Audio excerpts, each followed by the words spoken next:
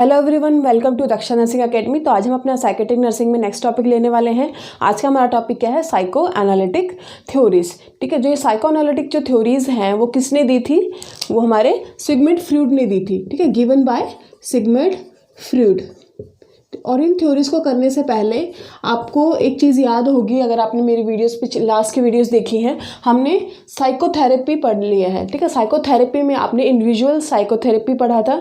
ठीक है, individual psychotherapy में जो फर्स्ट उसका जो मेथड था, ठीक है, फर्स्ट थेरेपी क्या थी? Psycho analysis.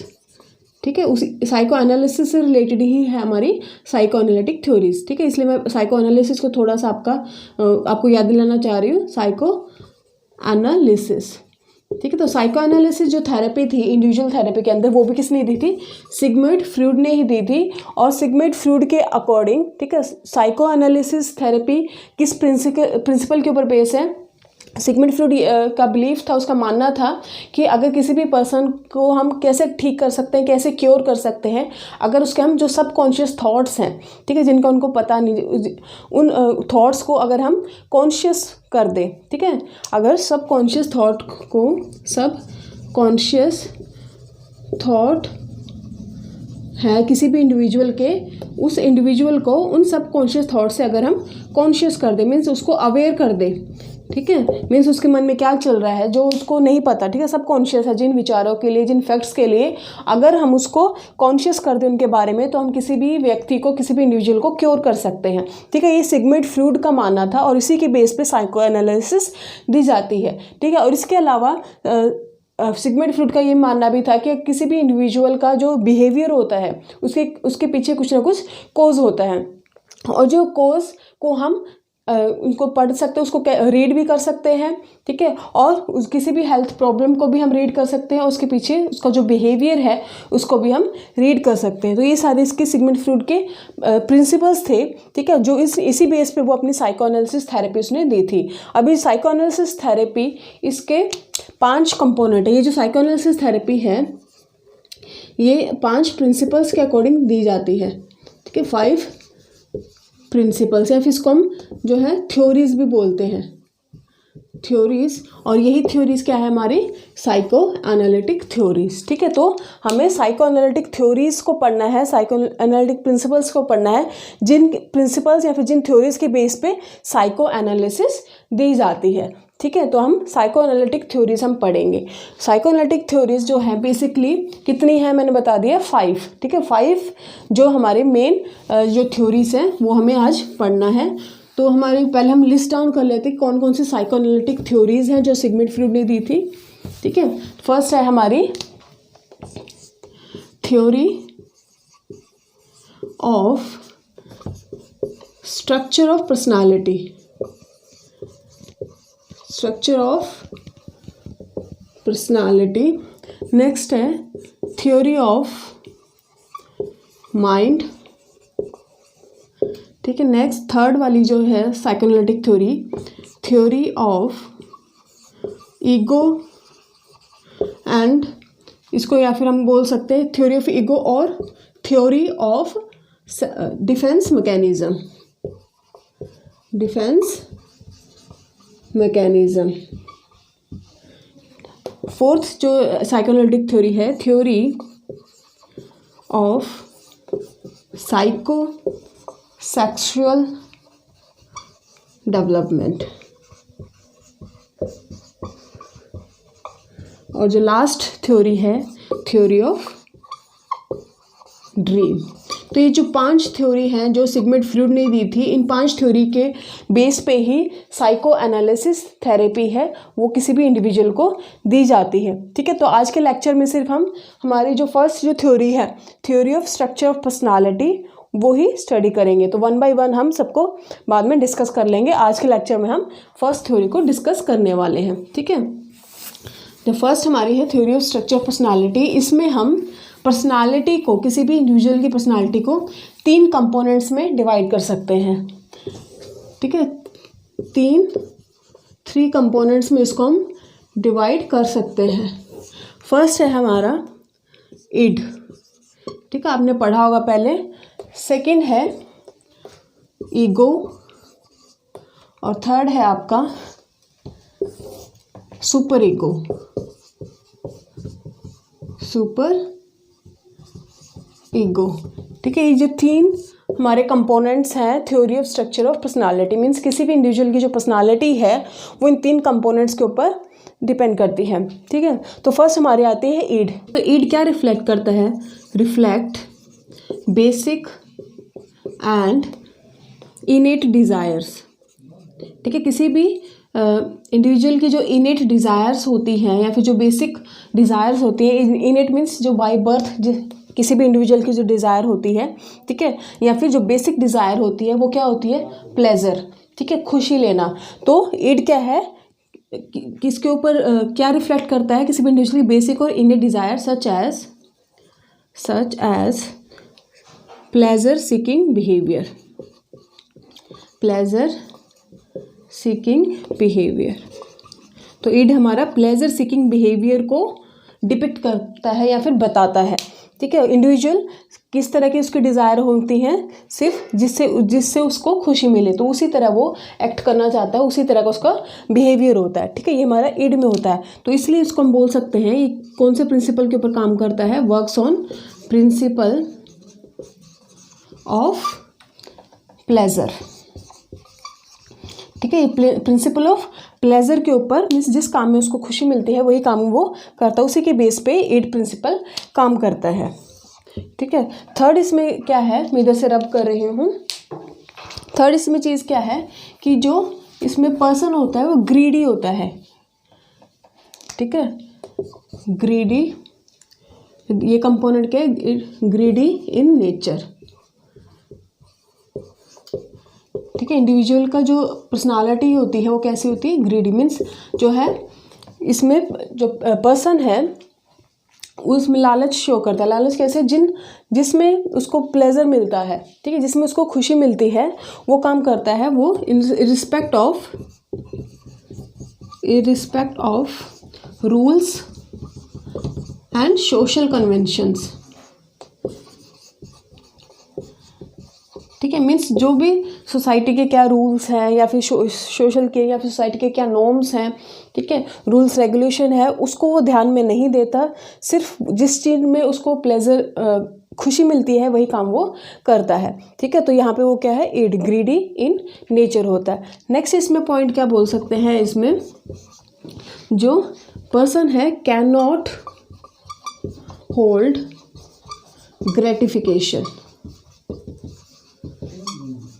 ठीक है, ग्रेटिफिकेशन क्या होता है? जिससे अगर किसी भी इंडिविजुअल, किसी भी इंसान की कोई डिज़ायर पूरी हो जाती है, इच्छा पूरी हो जाती है, तो वो इमीडिएटली कोई रिस्पॉन्स शो करता है। ठीक है, मीन्स अपनी जो प्लेजर को, अपनी जो खुशी को रोक नहीं पाता, उसको हम क्या बोलते हैं? Gratification. Can not hold gratification. ठीक है, तो which results in unthinkable and impulsive behavior।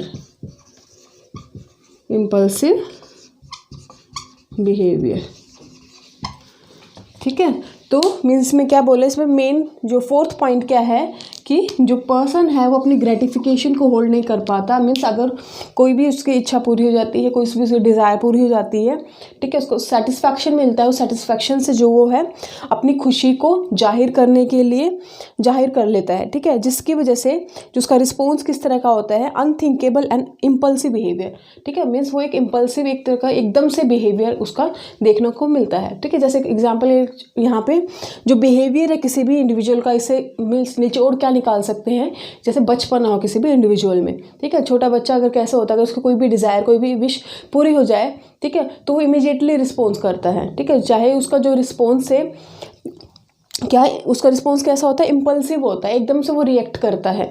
ठीक है, और अनथिंकेबल, बिना सोचे समझे, उसको नहीं पता उसका पॉजिटिव इफेक्ट क्या है या फिर नेगेटिव में कुछ असर पड़ेगा, तो बिना सोचे समझे एक इम्पल्सिव बिहेवियर वो शो करता है। ठीक है, तो वो एक बच्चा भी क्या है? अपनी ग्रेटिफिकेशन को होल्ड नहीं कर पाता। दूसरा, सोसाइटी के क्या रूल्स हैं, उसके क्या कन्वेंशंस हैं, उसको देखे बिना ही वो अपना काम करता है। ठीक है, अपने आप जो भी उन काम को करता है जिससे उसको खुशी मिलती है। ठीक है, तो एक ग्रीडी होता है इसमें इंडिविजुअल।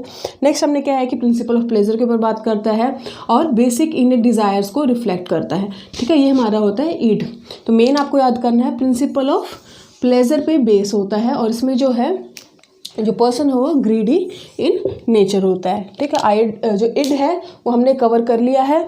हमारा जो कंपोनेंट है वो एक है हमारा ईगो, ठीक है, और थर्ड वाला है हमारा सुपर ईगो, सुपर ईगो, ठीक है। ईगो से करने से पहले हम सुपर ईगो कर लेते हैं। सुपर ईगो जो होता है ये जो कंपोनेंट है पर्सनालिटी का, ये किसके ऊपर बेस होता है, बेस्ड ऑन या फिर works on principal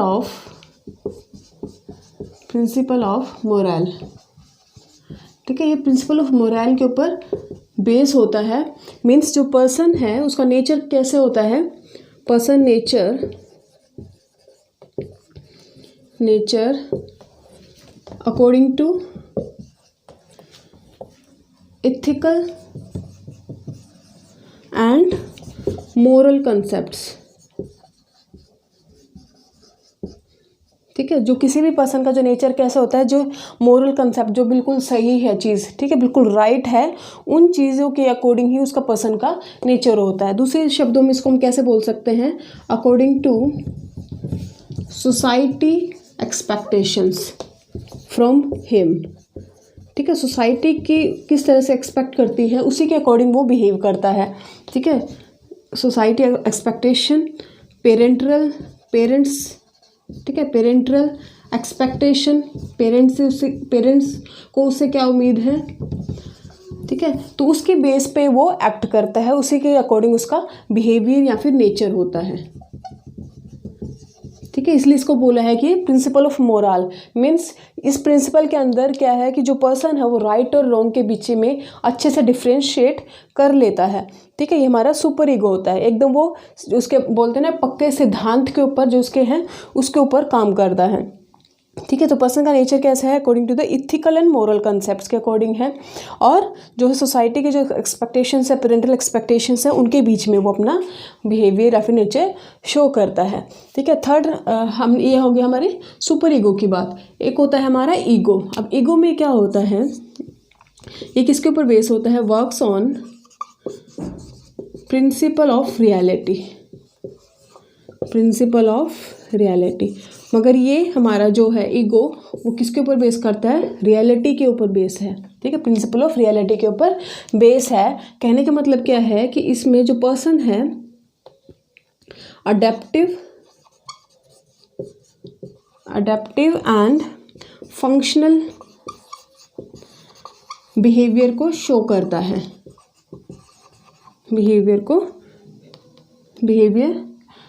person shows adaptive और फंक्शनल बिहेवियर को शो करता है, जिसकी वजह से वो सक्सेसफुली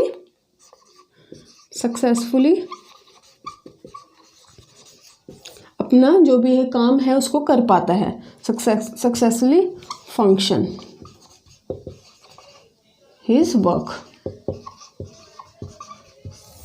ठीक है। कहने का मतलब ये क्या है कि जो रियलिटी है उसके प्रिंसिपल पे एक ईगो काम करती है, ठीक है। मीन्स जिसका जो अडेप्टिव और फंक्शनल बिहेवियर होता है, मीन्स जिस सिचुएशन में उसका जो बिहेवियर कि कोई भी सिचुएशन का बिहेवियर क्या होता है जिससे वो अडेप्ट हो सके, उसको किसी तरह की प्रॉब्लम ना हो, या फिर उस बिहेवियर मीन्स एक तरह का वो फंक्शनल बिहेवियर वो शो करता है, ठीक है। जैसे हम तो इसमें एक चीज़ और होती है ईगो में। ईगो क्या करती है, मेंटेन द बैलेंस बिटवीन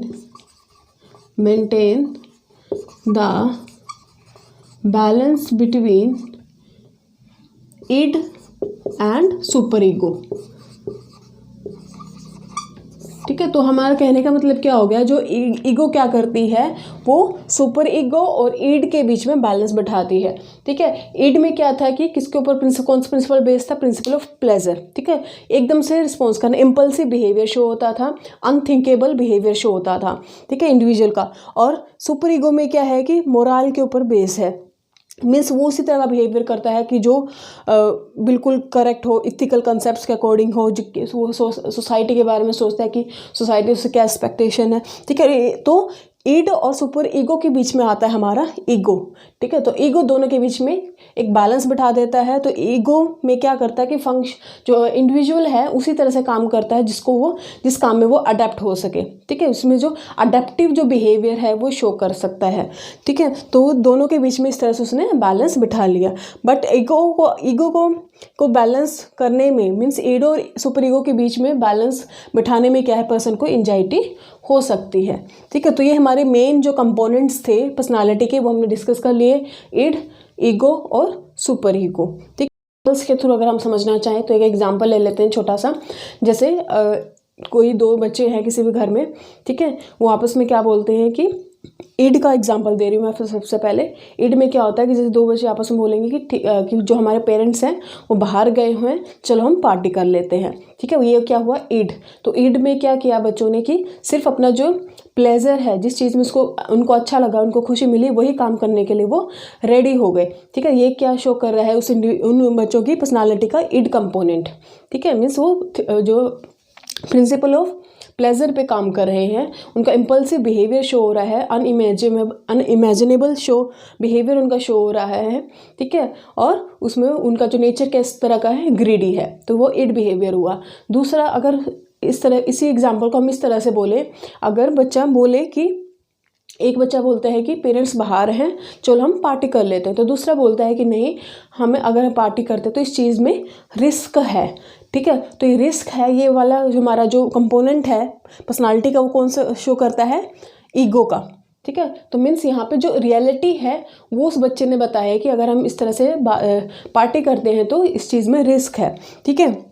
तो ये हमारा हो गया ईगो। और इस एग्जाम्पल को अगर मैं ऐसे बोलूँ कि अगर वो बच्चे ये बोलते हैं कि पेरेंट्स के पीछे से पार्टी करना बिल्कुल गलत है, रॉन्ग है, ठीक है, तो वो हमारा क्या हो गया, सुपर ईगो। मीन्स राइट और रॉन्ग उनको करेक्ट पता है, जो भी उनके एथिकल वैल्यूज़ हैं, मोरल वैल्यूज़ हैं, उनके अकॉर्डिंग वो काम कर रहे हैं, ठीक है। तो ये हमारा सुपर ईगो का हो गया। तो जो पर्सन है वो मैक्सिमम फंक्शनल किस चीज़ में कर सकता है, हमारा ईगो में, ठीक है। पर्सन को क्या है, ईगो में रहना चाहिए, प्रिंसिपल ऑफ रियलिटी में रहना चाहिए।